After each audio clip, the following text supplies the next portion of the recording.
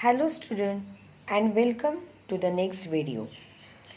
In our previous video, we have seen addition and subtraction of integers. Now today we will see multiplication of integers. We can add and subtract integers. Now let us learn how to multiply integers. Multiplication of a positive and a negative integers. We already know that multiplication of whole numbers is repeated addition. What does this mean? 5 plus 5 plus 5. I have added 5. So how many times I have added? 3 times. So I have written 3. Which number I have added? That I have written 5. So 3 into 5 gives me the answer 15. Can you represent addition of integers in the same way? Let's check. We have from the following number line minus 5 plus minus 5 plus minus 5, which gives me the answer minus 15. Let's check on the number line also. Here I have 0 and negative integers written. My first number is minus 5, so from 0 I go to the minus 5.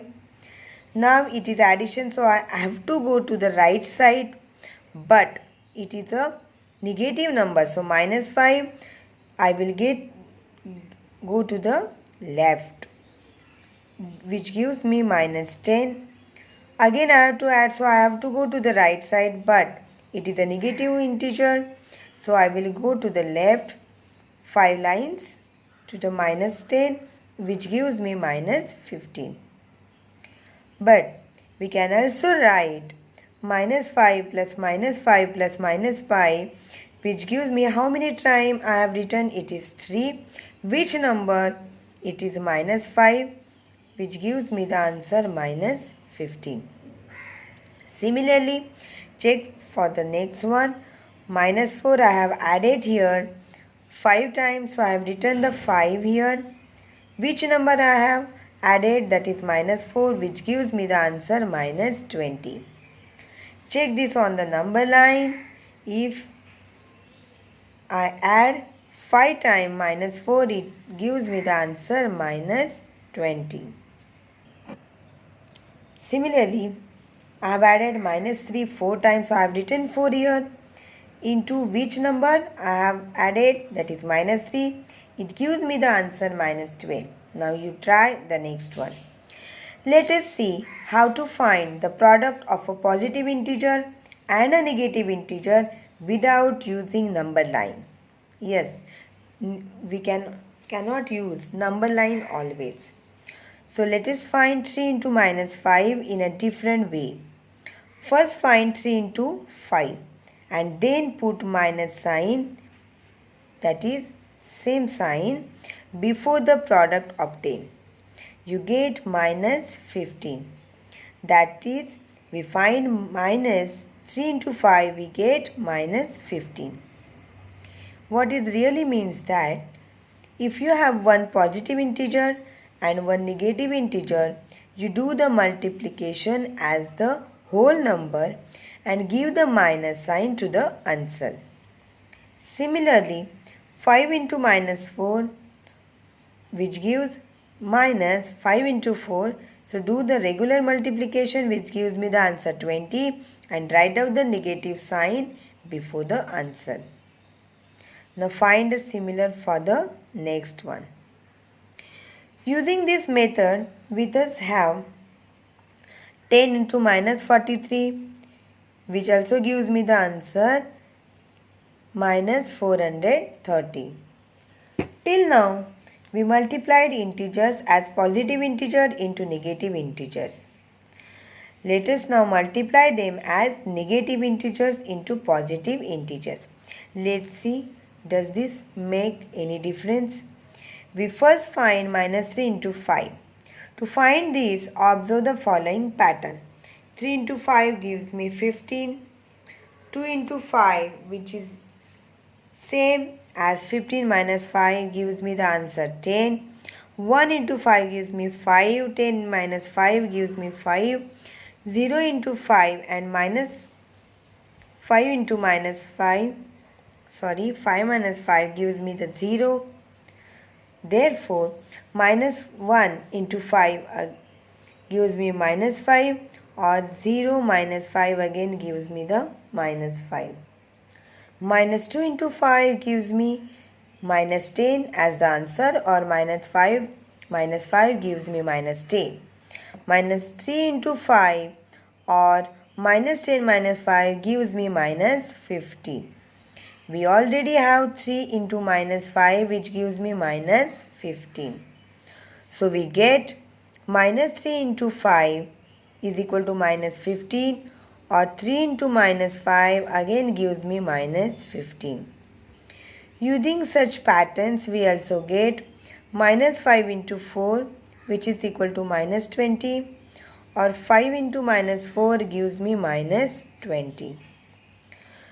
Using patterns, find the answers of the next one. Check whether they give the same answer. Using this we get minus 33 into 5, or 33 into minus 5 gives me the answer same, which is minus 165. So we thus find that while multiplying a positive integer and a negative integer, we multiply them as whole numbers and put a minus sign before the product. We thus get a negative integer. So in general, for any two positive integers a into b, we can say a into minus b, or minus a into b gives me minus a into b. What does this really means? That you multiply them as regularly as whole numbers and give the negative sign to the answer. Now let's see multiplication of two negative integers. Can you find a product minus 3 into minus 2? Observe the following. Minus 3 into 4 gives me minus 12. Minus 3 into 3 gives me minus 3. Or minus 12 minus 3 gives me the answer minus 3. We have learned this type of subtraction in our previous video. Minus 3 into 2 gives me minus 6. Minus 9 minus 3 gives me the minus 6. So after observing this, we can see some regular pattern in it. Do you see any pattern? Observe how the products change. Based on this observation, complete the following. So here I have minus 3 into minus 3. See, both my numbers are negative, which gives me the answer 9 and which is positive. Minus 3 into minus 4 gives me the answer 12, which is also a positive integer. So we observe that whenever we multiply two negative integers, the answer is always positive. Now try for the next one. From these patterns, we observe that minus 3 into minus 1 gives me the answer 3, or 3 into 1 gives me the answer 3. So whether I multiply two negative integers or two positive integers, my answer is always positive. Similarly for the next one. So minus 4 into minus 2 gives me the answer 8. 4 into 2 gives me the answer 8. Minus 4 into minus 3, it gives me the answer 12. Or 4 into 3, it again gives me the answer 12. So observing these products, we can say that the product of two negative integers is a positive integer. We multiply the two negative integers as whole numbers and put the positive sign before the product. Thus we have minus 10 into minus 12. The answer is positive 120. We never write the plus sign, so it is 120. Similarly, minus 15 into minus 6 gives me the answer positive 90, which we write as 90. So in general, for any two positive integers a and b, minus a into minus b gives me the answer a into b, which is positive. To understand the concept of multiplication in integers, one beautiful game is given on the next page. Follow the rules and play this game. You will clearly get the idea of multiplication of positive and negative integers. Now let's see what happens when we multiply three or more negative integers. We observe that the product of two negative integers is a positive integer. What will be the product of three negative integers? Four negative integers. Let us observe the following examples. Minus 4 into minus 3 gives me 12, which is a positive. Minus 4 into minus 3 into minus 2.